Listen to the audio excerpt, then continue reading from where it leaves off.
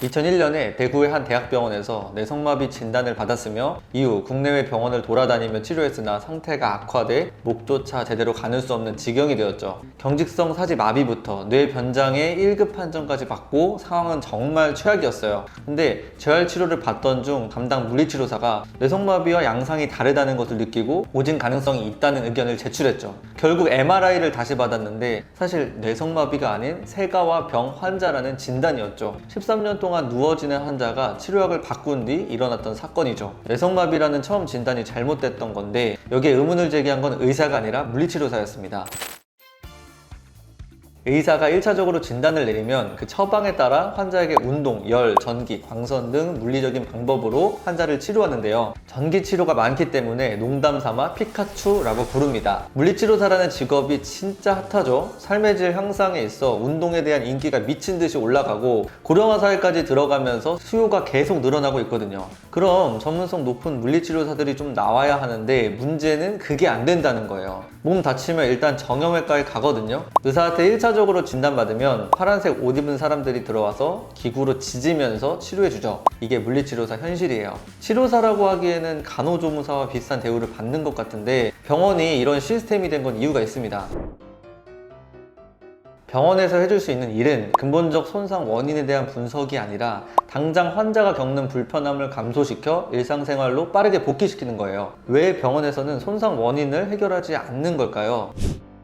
쉽게 말해 돈이 안 됩니다. 우리나라 건강보험제도는 철저하게 소비자 권리에 맞춰져 있어요. 소비자 입장인 우리에게는 너무 다행이지만 부작용이 발생하죠. 타박상, 철과상 입고 병원에 방문해보면 엑스레이 촬영비를 포함해도 진료비가 2만 원이 안 나오거든요. 우리나라는 의료 문제를 사유제가 아닌 공공재로 보기 때문에 일방적인 의료인들의 희생을 강요하는 시스템이에요. 물론 의료라는 것이 우리 인생 그리고 삶에 막대한 영향을 끼치기 때문에 사유제나 공공재냐 함부로 다루기에는 조심스러운 입장이라는 것 충분히 공감하거든요. 하지만 중요한 것은 그 중도를 못 잡는다는 거예요. 소비자 편의를 위해 진료비를 낮게 측정했기 때문에 병원 입장에서 환자 한 명 한 명에게 쏟을 수 있는 시간과 노력은 한정되어 있잖아요. 결국 진료의 질적 증가보다는 양적 증가를 통해 수익 실현을 해야 한다는 말이죠. 그래서 어깨, 허리, 무릎 등이 아프면 대충 진통, 소염제 처방을 하거나 일부 병원에서는 보험 처리가 안 되는 처치들을 추천해 수익을 실현하죠. 결국 병원은 병원대로 신뢰를 잃어가고 환자는 환자대로 적절한 조치를 못 받는 악순환이 계속되는 거예요.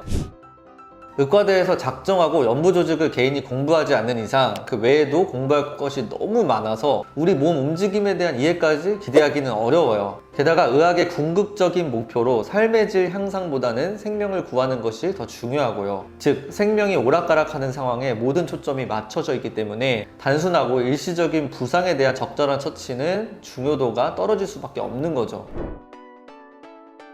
다양한 이유들로 인해 병원에서는 환자 개개인의 맞춤형 서비스를 제공하기는 어려워지죠. 어르신들 뿐만 아니라 요즘엔 젊은 사람들도 몸을 다치면 우선 한의원을 많이 찾는다고 합니다. 그 이유가 일단 한의사 선생님께서는 본인의 증상 호소를 잘 들어주고 이해해주기 때문이라고 하죠. 결국 의료 서비스도 서비스업이라는 거예요. 사람과 사람이 하는 일이죠. 우리들 대부분 병원 진찰을 받으면서 기분 나쁜 적이 있을 거예요. 내 말을 듣는 둥 마는 둥 하는 의사, 1시간 기다렸는데 1분 안에 끝나는 구두진료. 다시 말하지만 이게 해당 의사만의 문제는 아닙니다. 하루에 엄청나게 많은 환자를 봐야 하고 이렇게 안 하면 수익도 안 나는 구조거든요. 환자 한 명 한 명에게 쏟을 수 있는 시간, 에너지는 한정되었다는 거죠. 그렇다면 병원에서 해주지 못한 부분을 누군가는 해주어야 하는데 외국에서는 그것이 물리치료사의 일이 되거든요. 물리치료사가 독자적인 진료가 가능한 것을 단독법이라 부르는데요. 세계물리치료연맹에 가입된 국가 중에서 60% 이상이 단독법 시행하고 OECD 국가는 한국 제외하고 모두 단독법 시행하거든요. 때문에 이미 많은 물리치료사와 협회 측에서는 단독 개원에 대한 법안이 계속 올라왔었어요. 근데 솔직히 쉽지 않습니다. 우리나라 물리치료의 수준이 너무 낮기 때문에 졸업 후 개원이 가능한 의과대의 경우 예과 2년, 본과 4년으로 총 6년간 학업을 수행하죠. 의치 한약수 계열인데 여기서 전문의가 되려면 인턴 및 레지던트로 추가 5년 이상 임상 경험까지 합니다. 반면 한국의 물리치료학과들의 학업량과 학업 수준은 미국과 비교할 때 턱없이 부족해요. 대부분 3년제 전문대 학생들이 많고 석사는 20%대를 못 벗어나고 있어요. 미국은 대부분 석사 이상이거든요.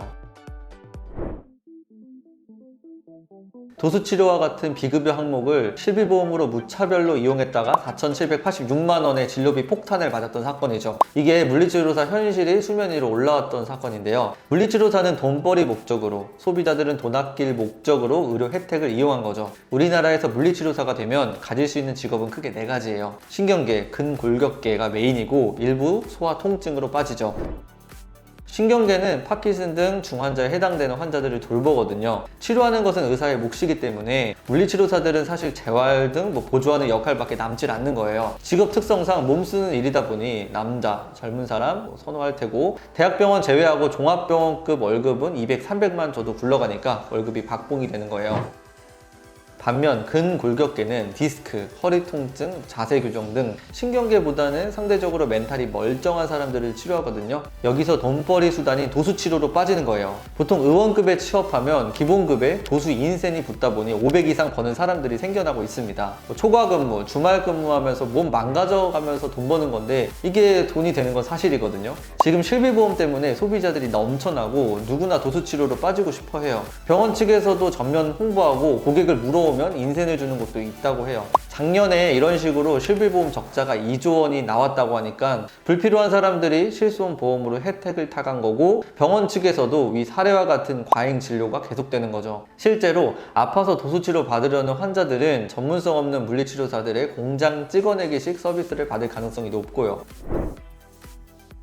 한국에서 물리치료사가 되려면 3년제 전문대 또는 4년제 대학을 졸업하고 면허시험을 통과하면 되는데요. 면허시험 합격률이 90%가 넘어가니까 대학 입학과 동시에 물리치료사는 확정이거든요. 최근에 학제 일원화 관련해서 떠들썩했죠. 간호대학처럼 물리치료과 전문대학을 3년제에서 4년제로 통일한다는 거죠. 물리치료사들의 전문성이 올라가면 현장에 있는 물리치료사들의 처우도 개선될 거라 믿는 거죠.